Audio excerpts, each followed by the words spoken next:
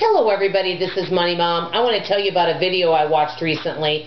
It was a lovely couple that talked about 10 things they don't spend money on. I watched the video and I have to be honest, many of those things they don't spend money on, I do. Well, I started to feel kind of bad and compare myself. And I think many people that are frugal or modified frugal tend to do that. We compare ourselves to other people's financial journeys and we always want to do things more frugally. But sometimes, can we cut back too much and give up everything that we enjoy to meet financial goals? I think sometimes we may take it a little bit too far. This is just my opinion. So I wanted to talk about that today. I know all of us have things that are important to us. And let's say each of us had an extra $50 to spend a month and we had to spend it on ourselves. All of us would probably do something different. One person might get a massage, one person might get their hair done. And let's say you cannot save it. One person might buy clothes. Each person might do something different that is important to them. And that's what this subject is about. I think that it's good to keep our morale up. And I know that we can cut back on things to save money, and that's fantastic. But I don't feel that it's good for us to be comparing ourselves to others, because each of us, what's important to one person isn't something that's important to someone else.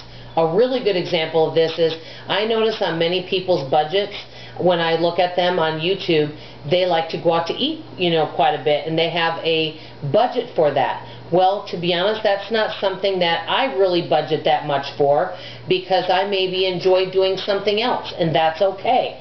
Each of us spend our extra money on something that we want to spend money on. So what can we do about this? Do you feel like your extra spending money or extra little stash, whatever you would like to call it, is interfering with some of your financial goals? If you feel it is, I wrote down some ideas here.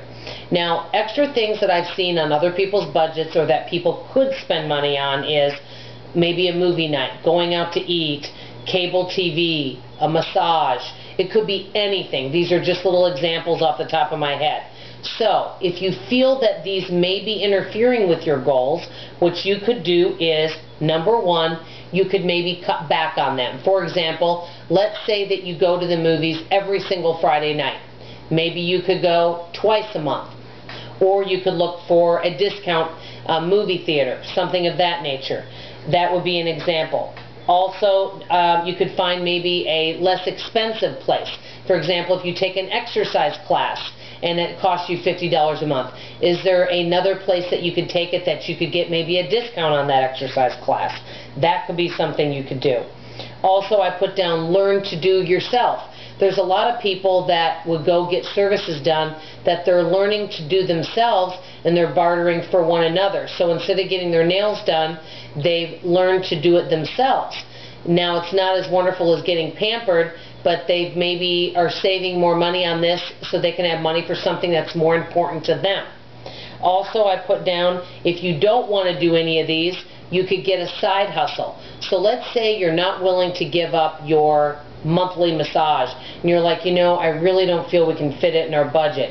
Well, maybe you could babysit twice a month to pay for that massage, and that would be worth it for you. And I put last but not least, you could do this. You could experiment and give it up altogether and see if you really miss it. The only way to know if we really miss something extra is to totally give it up. Now, the thing I gave up for 2018 was Starbucks.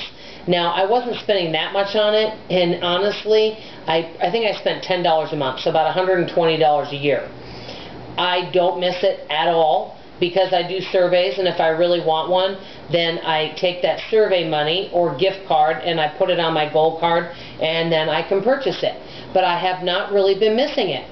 So there could be something that we spend extra money on that if we actually gave it up, we really might not miss it. For example, a lot of people I hear don't miss cable TV at all. So I think it's something to think about, but I don't think other people should make those decisions for us. I think it's something between our family. We have to ask ourselves, is it something that is bringing us joy? Is it benefiting us? And do we feel like it is worth the money? Are we getting value from it? That's the big thing I keep saying. Like I've told you guys many times, Obviously, I'm not the most frugal person out there. Yes, our family's debt-free, which is a blessing, but I could always be more frugal, and I can always look for more ways to save money. But I also do want to enjoy life. Where do you guys stand on this issue? If you have extra money, I'd love to know how you spend it and what brings you joy. I want to hear from you guys. I love your comments. They're very, very appreciated. Thanks, everybody. Love you. Bye.